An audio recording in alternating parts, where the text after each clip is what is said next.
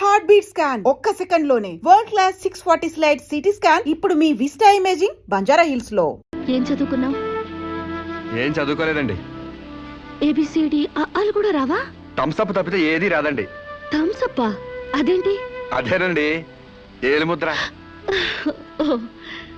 ఇంత తెలివైన వాడివి చదువు కూడా రాదంటే నమ్మబుద్ధి కావడం లేదు. మీరే అంటున్నారుగా తెలివితేటలు ఉన్నాయని. ఇక చదువు ఎందుకండి, చదువుకుంటే తెలివితేటలని వేస్ట్ అయిపోతాయండి. చదువుకుంటే తెలివితేటలు వేస్ట్ అయిపోతాయా? Useless fellow. నిజమేనండి బాబు, మనిషికుంది 1/2 కిలో మెదడు, అందులో తెలివితేటలు ఇరికించి చదువుకున్న చదువులు ఇరికితే బుర్ర తట్టుకోలేదండి బాబు, ఈటెక్కి పగిలిపోద్దండి. అందుకు చదువుకోలేదంటావు? హాయ్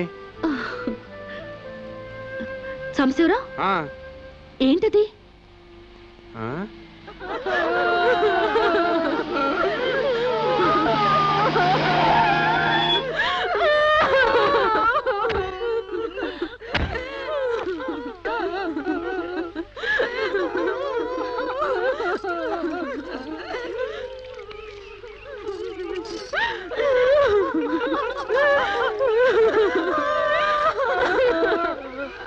ఏంటిది డే టైమే రంగులు పూస్తున్నారు? దెయ్యం ఏమైనా పట్టిందా? కాదండి, పాపం ఏదో చేస్తున్నారు.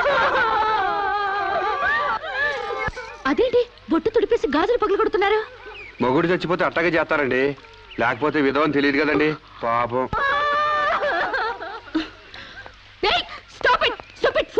మీకేమైనా బుద్ధుందా? ఆ మొగుడు టైం బాగోక చేస్తే వాడి కోసం అమ్మాయి స్వేచ్ఛను చంపుతారా? బొట్టు పూలు తీసేస్తారా? మేమే చేయమమ్మా, దాని మొగుడు పోతూ పోతూ దాని పసుపు కుంకాలు పట్టకపోతే. పసుపు కుంకాలతో పాటు బట్టలు కూడా పట్టుకెళ్ళిపోయాడము. ఈ బట్టలు కూడా విప్పేసి తెప్పండి. మొగుడు ఉన్నప్పుడు అన్నం తింది, ఇక నుంచి అన్నం తింటే మానేస్తుందా? భర్త ఉన్నప్పుడు నీళ్లు తాగింది, భర్త లేడని ఇప్పుడు నీళ్లు తాగడం మానేస్తుందా? మానేదిగా. అలాగే బొట్టు పెట్టుకోవడం ఎందుకు మానేయాలి? పువ్వులు పెట్టుకోవడం ఎందుకు మానేయాలి? చెప్పండి చెప్పండి. మరి వాళ్ళకి బుద్ధి లేకపోతే పోయింది, నీకైనా ఉండక్కర్లేదు. స్టూపిడ్ ఇడియట్లా కూర్చుని ముందు పోపుతావా? మొగుడు చచ్చిపోతే ఒక పూట బాధపడు, 2 పూటలు ఏడు. అంతగా అతన్ని మర్చిపోలేకపోతే అతను ఫోటో పెట్టుకుని ఏడుస్తూనే ఉండు. అంతేగాని ఆడదాన్ని పరువు తీకు.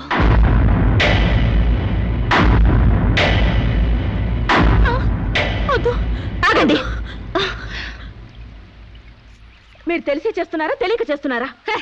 పేడమహ్వా, నీకు కూడా ఆచారాలు పిచ్చుందా? నాకదే పిచ్చి నీకు పట్టింది. లేకపోతే తాళి తెగి తను బాధపడుతుంటే మళ్ళీ బొట్టు పెట్టి ఎగతాళి చేస్తావా? షడప్.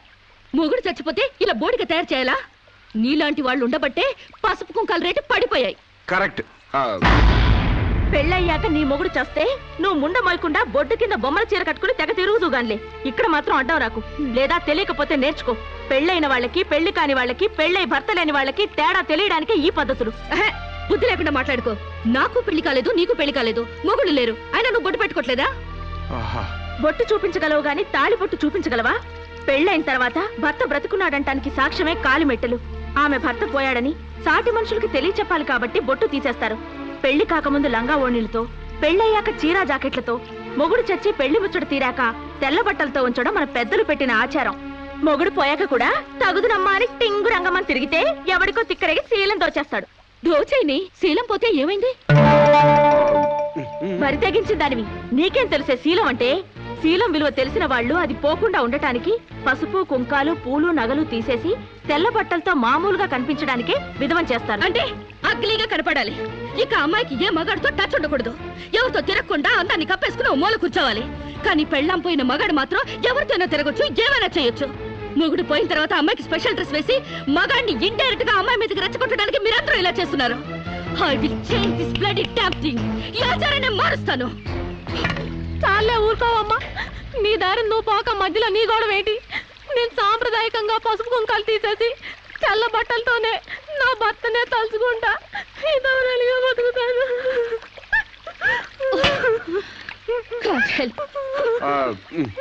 వీళ్ళింతే, వీళ్ళ జీవితాలితే, వీళ్ళు అస్సలు బాగుపడి చావరు. అవునండి, నిజం చెప్తే నిష్ఠురాలు తప్పు.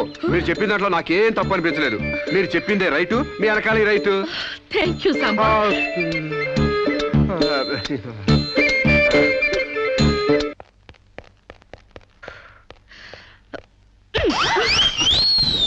ఒకటి ఈస్ట్ గోదావరి, ఇంకోటి వెస్ట్ గోదావరి రేంజ్ లో పెంచారు. కోనసీమ రేంజ్ కి స్లిమ్ గా తయారు చేస్తాను. నాతో రండి. ఎక్కడికి? ఎక్సర్సైజ్ కి. ఎక్సర్సైజులుకా? మీ సైజులు తగ్గాలంటే ఎక్సర్సైజ్ కంపల్సరీ. మేము ఈ వయసులోనా? ఇంకా 30 టచ్ అవ్వలేదు, అప్పుడే సింటెక్స్ ట్యాంకుల్లా తయారయ్యారు. పదండి పదండి. Jump, jump. జంప్. 1 2 3 4. నెక్స్ట్ ఇలా చేయండి, చేయండి ఉంటుంటే త్వరగా. బెంచ్ వంగండి. శిరీష, ఎక్సర్సైజ్ క్లాసులు తీసుకుంటున్నావా? ఈ స్టూడెంట్స్ ఎవరబ్బా? ఈ పర్సనాలిటీలు చూస్తుంటే ఈ జిల్లా వాళ్ళకి లేరే. కరెక్ట్, కృష్ణా జిల్లా వాళ్ళు. ఒకసారి ఫేస్ టర్నింగ్ ఇచ్చుకోండి.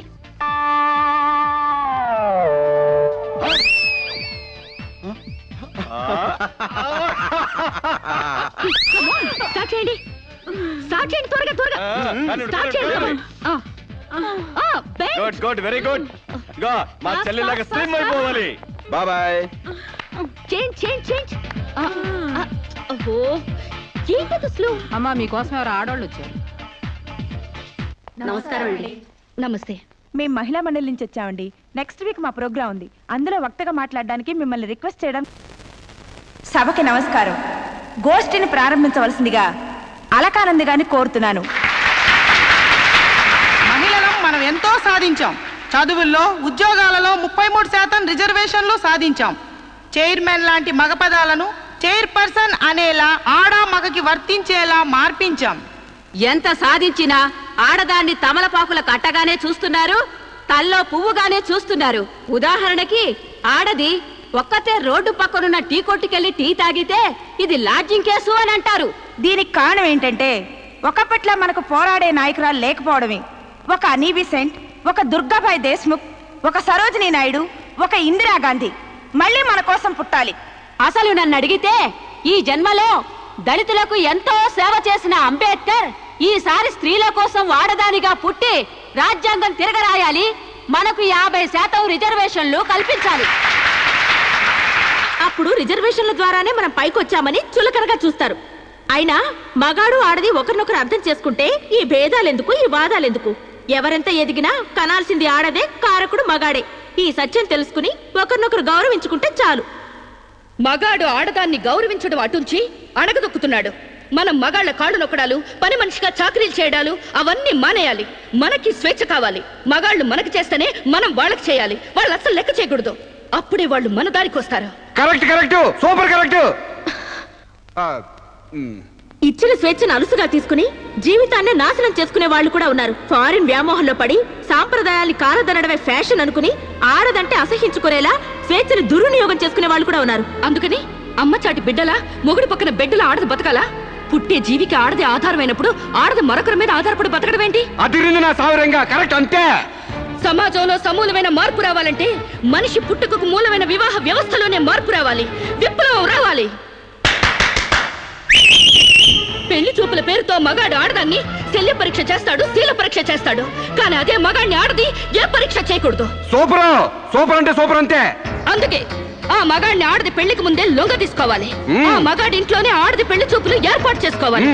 ఆ మగాడి టోపీ కింద ఉన్నది జుట్టో, బట్టతలో, విగ్గో తెలుసుకోవాలంటే, ఆ కళ్ళ జోడు వెనక ఉన్నది గాజు కన్నో, మెల్ల కన్నో, గుడ్డి కన్నో తెలుసుకోవాలంటే, ఆ వంకరకాలో, చెక్కకాలో తెలుసుకోవాలంటే ఆ ఆడది ఆ మగాడిని పెళ్లికి ముందే పరీక్షించాలి.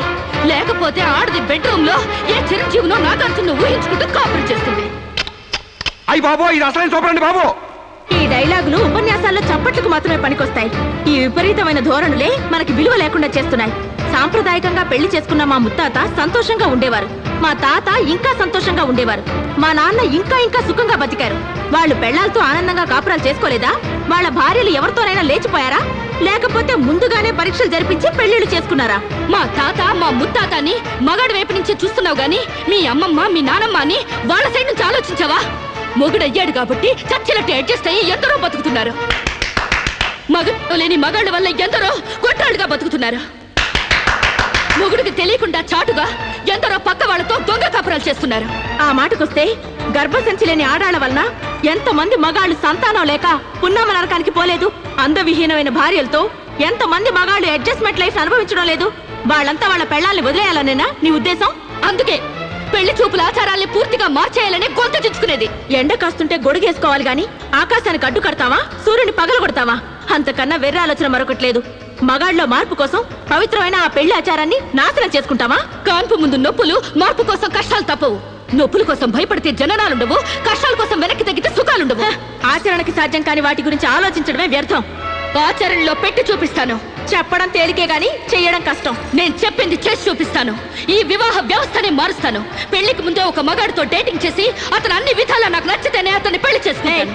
నీ తల తిక్క పిచ్చి పనులు కొప్పుకోవడానికి ఇదేం ఫారెన్ కాదు, ఇండియా. అక్కడి దాకా ఎందుకే?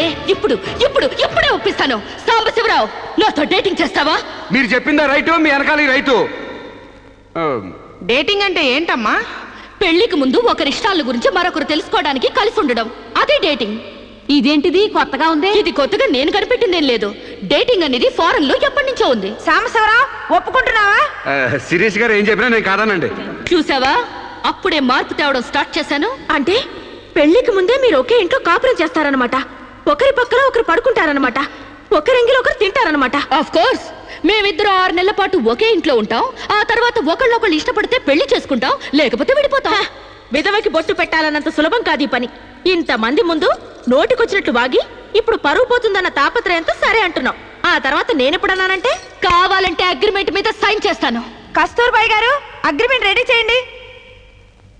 పెళ్లి పేరుతో ఒకరంటే ఒకరు పడక ఒకే కప్పు కింద అయిష్టంగా కాపురం చేసే ఎంతో మందికి మా కలయిక ఒక చెంపదెబ్బ కావాలి. భారతీయ వివాహ వ్యవస్థకే కనువిప్పు కావాలి. సాంబశివరావుని స్టేజీ మీదకి రావాల్సిందిగా కోరుతున్నాను. పండించేది వరి, పుట్టింది ఈస్ట్ గోదావరి. శిరీషమ్మ గారు చెప్పింది చాలా కరెక్ట్. పెళ్లికి ముందే మొగాన్ని టెస్ట్ చేసి పెళ్లి చేసుకోవాలి. ఎందుకంటేనండి, సపోజ్ నేను ఉన్నానండి, నాకు చాలా పర్సనాలిటీ ఉంది, మంచి దమ్ము ఉంది, మీసం ఉంది, బాడీ కూడా ఉంది. మరి లోపలికి వెళ్తే నాకు మగతనం ఉందో లేదో మీరు ఎవరైనా చెప్పగలరా? నా నరాల్లో కరెంట్ ఉందో లేదో మీరు చెప్పగలరా? కాబట్టి మేడం గారు చెప్పిన డేటింగ్ పెళ్లికి నా ఓటు ముద్ర. జై మేడం, జై మేడం, జై మేడం, జై మేడం, జై మేడం, జై మేడం. పెళ్లికి ముందు ఇద్దరు కలిసుండి ఒకరినొకరు ఇష్టాలను తెలుసుకుని 6 నెలల కాల పరిమితి దాటిన తర్వాత నచ్చితే పెళ్లి చేసుకుంటాం, లేదంటే విడిపోతాం. డేటింగ్ అనబడే ఈ ప్రక్రియను మేమిద్దరం స్టేజీ మీదున్న పెద్దల సాక్షిగా, సభలోని జనాల సాక్షిగా సమ్మతిస్తున్నాం. సంతకాలు పెట్టండి.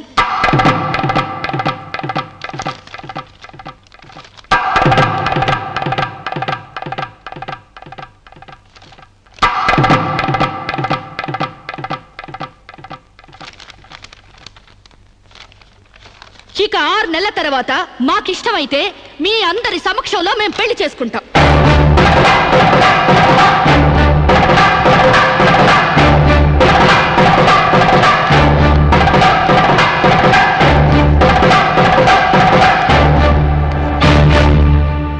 ఏమిటమ్మా నువ్వు చెప్పేది?